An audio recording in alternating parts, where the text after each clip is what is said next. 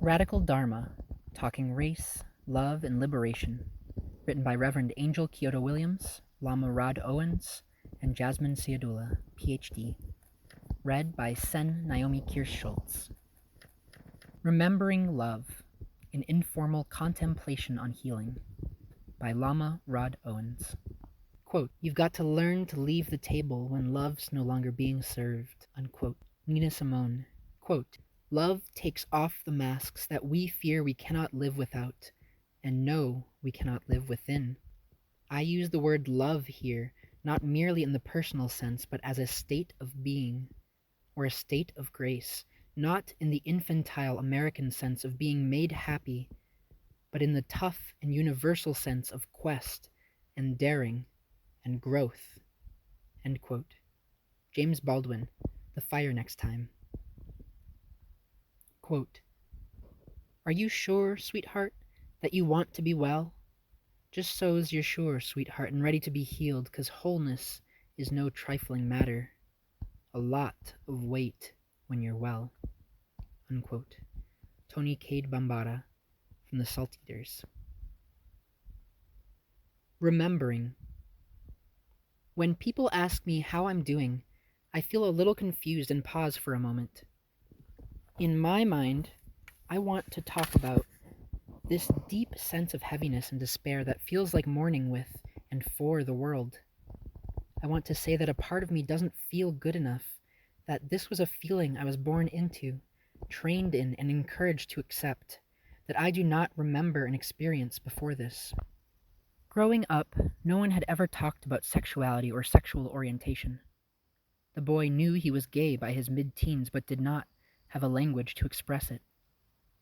Even if he did, there was danger in saying the words. After 5th grade, the boy had transferred to a mostly white school. He made white friends for the first time and began to notice that the white kids dressed better, always had money, had 2 parents at home, and drove nice cars, took vacations, went to summer camps, could afford special study programs and tutors, were not in the free and reduced price lunch program, and lived in multi-story homes and nice neighborhoods. At that time, he lived in the projects with his mom, did not wear all name brand clothes, and had gap teeth. For the first time, he felt both poor and black. The boy hated riding the school bus home. Often he had to stand in the aisle as the bus was always too crowded. As one of the younger students on the bus, he was bullied and harassed by older kids. Once, someone jammed a pencil between his buttocks as if trying to penetrate him anally. Once, after an older student tripped, passing him in the aisle, the student rammed his elbow across the boy's lower jaw. Though not in much pain, the boy wanted to cry. The only physical violence he had ever known was from other black boys. He did not understand how anyone could feel safe around them. One other afternoon, the teen stopped at a convenience store to buy a snack. By the time he was walking out, the cops were waiting on him. The cashier had reported him as matching the description of someone who had been shoplifting there. The cops asked for ID and were respectful. The young man kept thinking how he didn't do anything to deserve this. Afterward, the boy raced home, paranoid, and locked himself in his room. He had no idea what was wrong with him. He was sobbing, terrified, and ashamed for being both. The young man had been larger-bodied most of his life. He was labeled quote-unquote fat in the gay male community. Because of this, he felt judged, marginalized, and devalued. He felt unattractive and undesirable. He felt that he was not thin or handsome enough to be loved. Those he was attracted to were not attracted to him. Once, after chatting with another man online using a profile picture portraying him as thinner than he was, he met him in person. The man took one look at him and explained bluntly to the young man, "You need to be honest with yourself," and walked away. It took the young man years to love and trust his body after that. He was new to Buddhism and was sitting his first 10-day intensive retreat.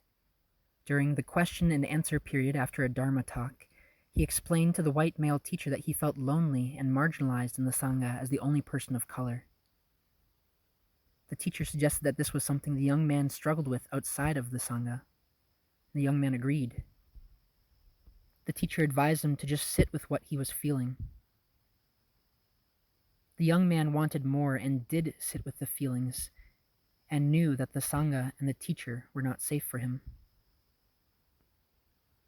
I want to say how much I am feeling my personal trauma compounded from lifetimes of psychological and emotional violence endured and held not only by myself, but by many generations before me and passed on to me without my consent.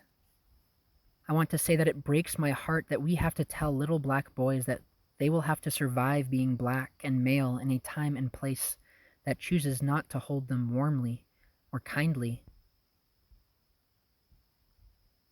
And then there was that afternoon when Velma had done her best. As a brown-bodied woman engaged in the work of social change, she could not continue any longer. Activism, racism, misogyny, marriage, and work had taken its toll. The struggle for mental, physical, and spiritual liberation had left her body worn, spirit weak, and her mind sick and trembling. As a reward for her efforts to take her own life, she found herself barely wrapped in a hospital gown, waiting for hands to be laid on her. Minnie came as a healer. Velma resisted. She couldn't decide if she was ready to be healed. Finally, Minnie checked in. "Are you sure, sweetheart, that you want to be well? Just so's you're sure, sweetheart, and ready to be healed, 'cause wholeness is no trifling matter. A lot of weight when you're well." Tony Cade Bambata. On Thursday, June 18th, 2015, I woke to the morning of 9 slaughtered black bodies in Charleston, South Carolina. The brutality of the massacre was an act of terrorism in my own heart, breaking it into a million little pieces of aching. I felt that Tony Cade Bambata's classic novel, The Salt Eaters, was reading me. I was feeling a little like Velma in the novel, lost, frustrated, and resisting. Broken. I held onto Minnie's appeal to Velma as if she were speaking to me. I wanted and needed healing. I craved for Minnie's hands to be laid on me. I needed to be liberated. This morning, I wanted to be whole. I wanted the privilege of the weight of what it meant to be well. I wanted to know what it meant to be healed. When did I decide I wanted to carry this weight? Describing trauma. If I am to speak of healing, then I must first speak of trauma. When I speak of trauma, I speak of experiences that impact how we relate to ourselves and to others around us. These experiences, mostly related to our emotional capacities and also called woundedness, hurting, aching, or pain, refer to both the subtle and gross experiences that make it very difficult to feel confident, safe, or to experience happiness, well-being, and balance. In this understanding of trauma, trauma can be healed. Through the cultivation of awareness practice, we can learn to identify our traumas, accept them, investigate them, and learn to let them go in concert with sustaining heart practices such as loving kindness, metta, taking and sending, tonglen, and compassion practices. In my experience, trauma is the creation of a context that does not privilege my deepest desire to return home and inhabit my own agency and body, but instead triggers disembodiment and a loss of awareness of the body and its experiences. Thus, trauma becomes a cyclical experience of continuous unfolding, of continuous movement through places without consent as it perpetuates terror, despair, hopelessness, and disconnection. It is a voyage that never docks at any port, but is suspended, unexamined. When I am feeling my own trauma, I find that I am also seeking some way to find ground, an anchor. Giving voice to healing. Healing is difficult for me to talk about, to neatly conceptualize in a language that communicates my relationship to what I consider a process of slow but intentional liberation. I am nervous and anxious to speak of healing in spaces and places that are suspicious of what it means to heal. I know that sometimes we distrust healing because it means that we have to imagine a different way of being in the world beyond our anger, our woundedness, or despair. Moreover, we believe that to move beyond these hurts means that we can no longer be attuned to the suffering of communities and people struggling for justice, equality, or basic visibility. Or maybe because we feel that healing means forgetting that we have been hurt, oppressed, and that there is an oppressor who should and must be held accountable for their violence. Perhaps we think healing means weakness, that we are no longer strong when we are healed, or that healing zaps our superhuman ability of being pissed off and agitated, which we think keeps us conscious and present. We have learned that anger is a part of the work of social liberation, that being angry is what motivates and drives us. To a certain extent, this is true. However, I believe that the true blessing of anger is how it can indicate an imbalance in our experience and in the world around us. But we have to be very clear. Anger is not about creating or building up. That is the work of loving. Or maybe we believe that the right to healing is only for those who have been hurt and oppressed, and we are upset to consider that the one who hurts and oppresses is in just as much need of healing. It is hard for us to consider that if the oppressor is healed, then maybe he or she would not reproduce so much violence. When I hear folks' distrust of healing, especially in marginalized and traumatized communities, I hear the subtle and nuanced workings of internalized oppression that distract us from imagining liberation that is not about struggling against systems and regimes, but about transcending the trauma of struggling and residing in the nature of who we are as people, who can be psychically free, though physically bound. For when I define healing as freedom, I mean to interrogate how I am slave to my own self-depreciation fueled by internalized oppression. I want to say that these days, when I see dead black men on TV, I see myself. Watching bombs being dropped on communities of brown people anywhere feels like bombs falling on my head. I want to say that sometimes the experience of my skin color is one akin to a desperate need to rip off a burning outfit. I speak about healing because I need you to know that if it were not for healing, I would not be alive. I would not have survived my own intersectionality in a time and place that struggle to hold difference warmly or kindly. Identity is wounding only because we survive in places where difference remains invisible instead of being seen and celebrated. Not only that, many of us do not know how to celebrate our difference because we have been taught to repress difference in an effort to gain social privileges, or, to put it another way, access to the master's house.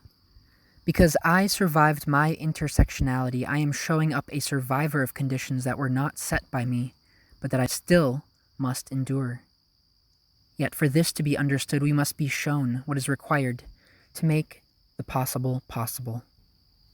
What is love? Whatever we think love is, love often isn't. It took me years of practice to understand what love was. I had always heard about it and had often been told of its importance. I knew that I was still alive because of the love of my mother and others, but love was often something I associated with fear. Once, a friend confided that self-love was something their mother had taught them wasn't possible, and that my friend should just learn to live with that truth. When I heard this, something inside of me rebelled, and I felt sad. I felt upset hearing that my friend believed this from their mother. I felt upset as well because Though I believed in self-love, I knew that there was more self-hate than love for me at that time. In that moment, I vowed to learn to love myself through what seemed like thick folds of self-hate. Love is the wish for myself and others to be happy. Love transcends our need to control the recipient of love. I love not because I need something in return. I love not because I want to be loved back, but because I see and understand love as being an expression of the spaciousness I experience when I am challenging my egoic fixation by thinking about the welfare of others. I go where I am loved. I go where I am allowed to express love. In loving, I have no expectations. Healing is being situated in love. Healing is not just the courage to love, but to be loved. It is the courage to want to be happy, not just for others, but for ourselves as well. It is interrogating our bodies. It is interrogating our bodies as an artifact of accumulated traumas and doing the work of processing that trauma by developing the capacity to notice and be with our pain. If we are to heal, then we must allow our awareness to settle into and integrate with the pain and discomfort that has been habitually avoided. We cannot medicate the pain away. We embrace it, and in so doing, establish a new relationship with the experience. We must see that there is something that must be befriended. This is the true nature of our experience, and in finally approaching this experience, we contact basic sanity. Too often, love has meant violence in the form of our manipulation and control. Many of us have learned at an early age that we are only lovable if we meet certain conditions and expectations. The message from our environments has been something like, you can only be loved if you do blank, or if you are blank. Because love is conditional, we develop the art of performing in order to get the love that we need without understanding that we, by nature of having been born, have a natural right to love and receive love. We are controlled by others when we are dependent on their love and thus struggle to meet the demands that they place on us to receive that love. When we attempt to love out of our woundedness, then our loving is only violence. Love needs spaciousness in our minds to manifest and endure. If there is no space, it is very difficult to experience a sense of confidence and trust in our own bodies and experience. When none of this is present, our movement and interactions in the world are limited and selfish. Our hurt is our deep identification with a self that can and is experiencing pain. When we are identifying like this, then our actions are more about protecting ourselves than generating authentic concern for others. We see the world around us as antagonistic. Everything becomes a threat. Because of this perceived threat, we often find ourselves in a heightened state of responsiveness, always reacting and attacking. In this way, we are protecting ourselves against others, and further acting out of a frustration of never feeling comfortable. Our acting perpetuates suffering for others, and thus, violence is reproduced. Coming out and risking love. Many of us have come out multiple times, in many ways. There are always risks with coming out. Often that risk is losing the love from others. When I think of coming out, I'm always reminded of coming out as a gay person. When I came out to my mother, I was 24. She was the first family member I came out to. I'd been living in Boston, in therapy, and nowhere near being interested in practicing Dharma. With my therapist, I'd decided to formally start coming out to family. I had started coming out to friends at the end of high school and was completely out in college, but I had not made it a priority to officially come out to family. I figured if they found out, they found out. If not, oh well. In any case, I decided with my therapist that I would tell my mom the truth during my visit home. The time chose me strategically. We were on our way back from church one afternoon. We stopped at a red light and something said, "It's time." So I stepped over the ledge and hoped the net would catch me. I told her that I wanted to tell her that I was gay because I wanted her to know. There was a pause, and then a question from her as to how I knew. My response was about my natural attraction to and loving of other men. Upon arriving home, we observed the great black folk tradition of sittin' on the front porch as she simply said that nothing had changed between us, and that she still loved me, and that she just wanted me to be safe. I think the greatest fear we have coming out about anything is the possibility that we will not be loved by those we need love from. There would have been significant woundedness if my mother had said that she could not accept me or love me because of my sexuality. I was very fortunate to receive love from a mother who, in that one instant, chose not to commit violence by restricting her love, but chose to love more intensely, thereby becoming an agent of my further healing. Healing and showing up. When I suffered severe depression, the easiest thing to do was hide it. You become quite skilled in distracting others from focusing on you and your suffering. This is possible because most people are not interested really in how others are suffering, and certainly not interested in their own suffering. There's no judgment here. Suffering is difficult and tough. It's complicated and very uncomfortable. Most of us master the game of distracting ourselves and avoiding vulnerability. I kept my disease to myself and found myself quietly slipping away, disappearing. Not many people noticed. Healing is movement and work towards wholeness. Healing is never a definite location, but something in process. It is the basic, ordinary work of staying engaged with our own hurt and limitations. Healing does not mean forgiveness either, though it is a result of it. Healing is knowing our woundedness. It is developing an intimacy with the ways in which we suffer. Healing is learning to love the wound because love draws us into relationship with it instead of avoiding feeling the discomfort. Healing means we are holding the space for our woundedness and allowing it to open our hearts to the reality that we are not the only people who are hurt, lonely, angry, or frustrated. We must also release the habitual aggression that characterizes our avoidance of trauma or any discomfort. My goal is to befriend my pain, to relate to it intimately as a means to end the suffering of desperately trying to avoid it. Opening our hearts to woundedness helps us to understand that everyone else around us carries around the same woundedness. And while I continue to heal myself, I continue to hurt myself.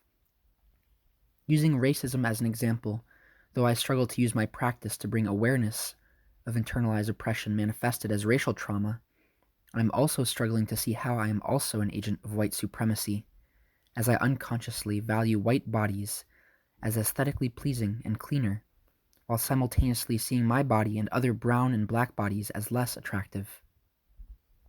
How my internalizing of white supremacy urges me to be on guard when passing another black male on the sidewalk, to be embarrassed when other black or brown bodies are acting out in public spaces, or to hide my rage and despair in order to keep white people cozy.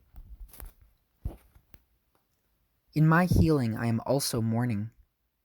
Sometimes I am in despair. Mourning and despair are very private matters. It is my acknowledgement that there is suffering. It is my honoring of my discomfort as well as the discomfort of everyone else in the world. One of the blessings of loving kindness practice is that the heart remains raw, sensitive, and open to pain. As I am mourning, I am remembering my commitment engendered in my bodhisattva vow, not just to achieve enlightenment to free all beings, but to hold the space for the pain of beings in my practice as I hold my own. When we begin to confront our trauma, we give permission for others to do the same. This is the work of the contemporary bodhisattva. Ultimately, holding the space for the pain to be present in our experience, and our capacity to do this eventually inform the effectiveness of our healing, and will make us the healer. Healing and lineage. The most profound practice I have ever been taught by my teachers is simply letting my shit fall apart, developing the courage to sit with all of my rough edges, the ugliness, the destructive and suffocating storylines I have perpetuated about myself, and letting go of the same suffocating storylines others maintain about me. It is this practice that sometimes involves sitting in my room alone and letting the tears and pain have their way. But it is also the practice of learning to smile and lean into the hard stuff, allowing it to wake me up to make better decisions. There is healing through lineage. Sometimes I cannot describe what I mean by lineage, yet my experience of lineage is about being received and held within a field of continuous loving warmth, kindness, and compassion.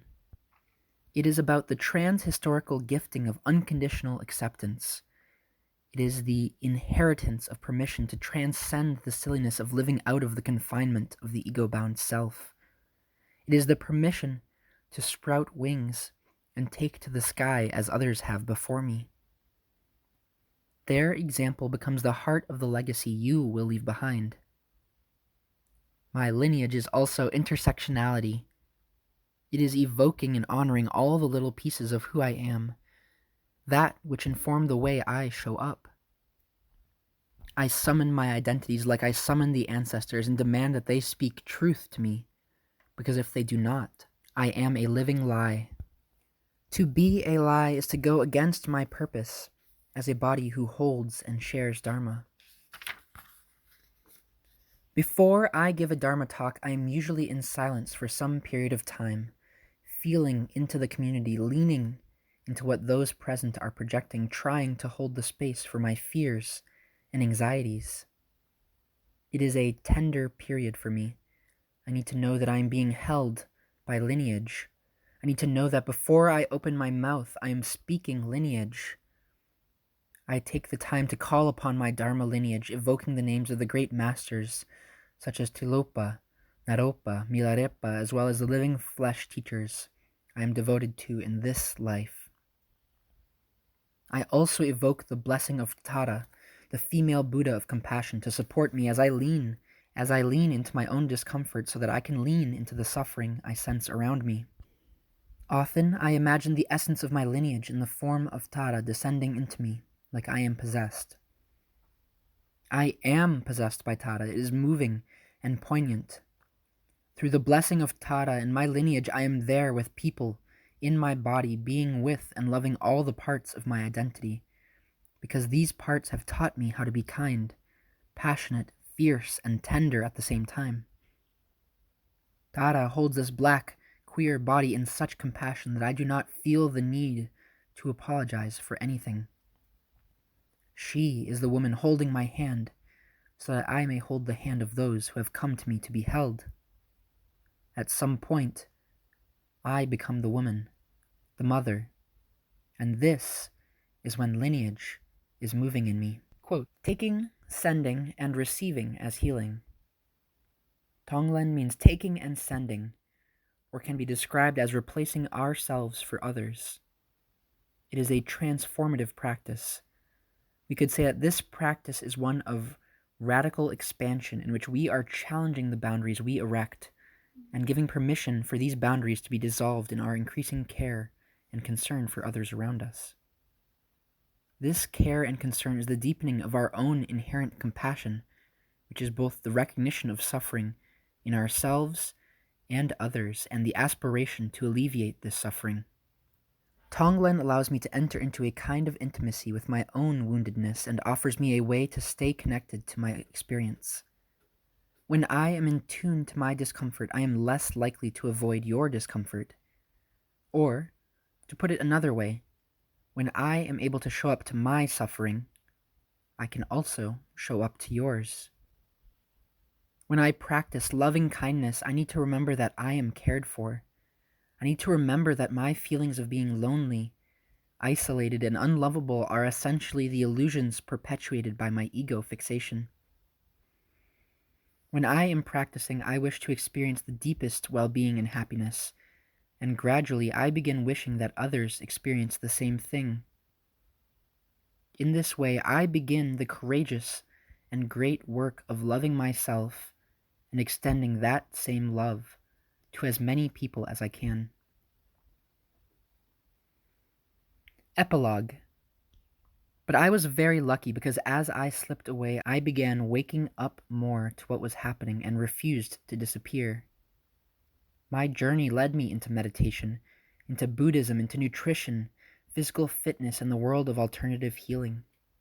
I'm lucky to have cured myself with the help of healers and my teachers, and I'm lucky to be alive. I only write this because many of you are suffering and feel helpless and stigmatized. Many of you will not articulate your suffering and will not seek help.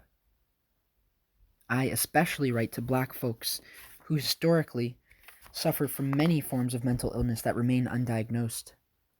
We have to start talking about our struggle, especially in light of managing and or transcending this suffering. I also write to remember everyone who didn't make it and are not making it. But yes, I have survived depression. I'm not ashamed to say that. If you need help, I am here.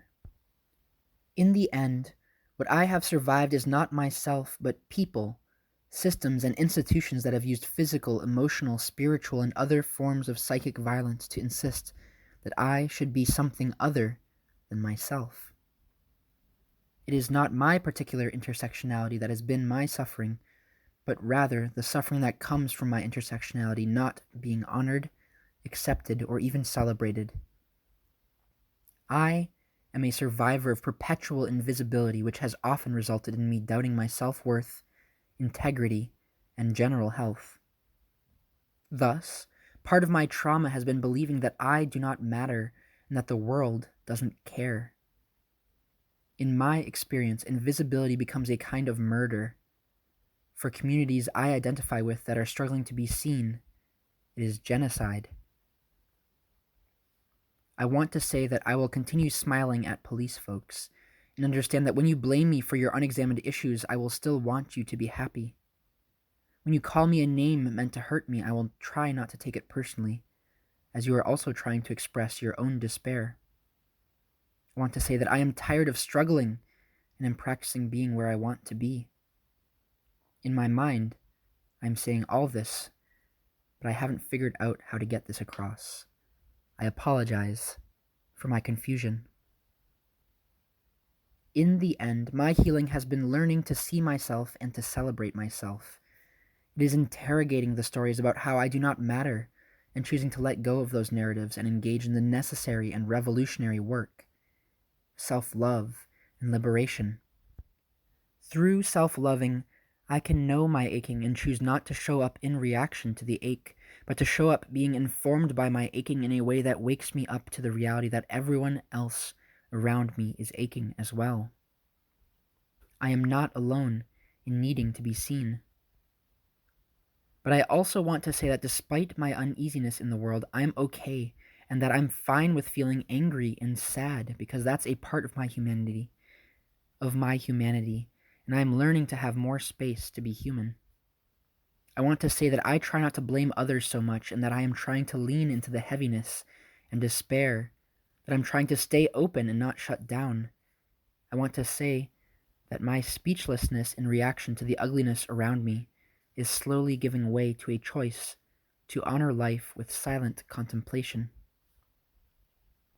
In the end, I am no longer the little boy having to hold the potential violence of those in stress around him, or the little boy who is afraid to claim his love for other men, or the pre-teen who is challenged to make meaning out of race and class, or the young teen terrified of riding the bus, or the young man othered because of his body type, or the man who is told that his feelings of marginalization are his issue not the issue of a Sangha steeped in white supremacist cultural norms.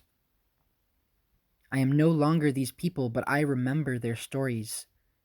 They made me who I am. Because of them, I have earned my Dharma. I have been blessed with a testimony. Again, I remember Velma. I used to be Velma. Minnie came to me not once, but many times over. Her words were always the same. Are you sure, sweetheart, that you want to be well?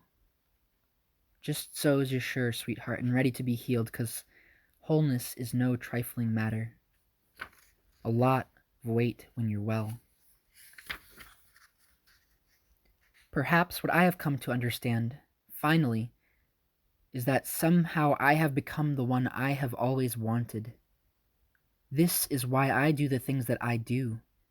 There is a fierce love that wakes me up every morning, that makes me tell my stories, refuses to let me apologize for my being here, blesses me with the capacity to be silent, alone, and grieving when I most need to be. You have to understand that this is what I mean when I say healing. May all beings be seen, held kindly, and loved, and may we all one day surrender to the weight of being healed. This has been Radical Dharma, talking race, love, and liberation. Remembering Love, an informal contemplation on healing, written by Lama Rod Owens. Read by Sen Naomi Kirst-Schultz. Thanks for reading along.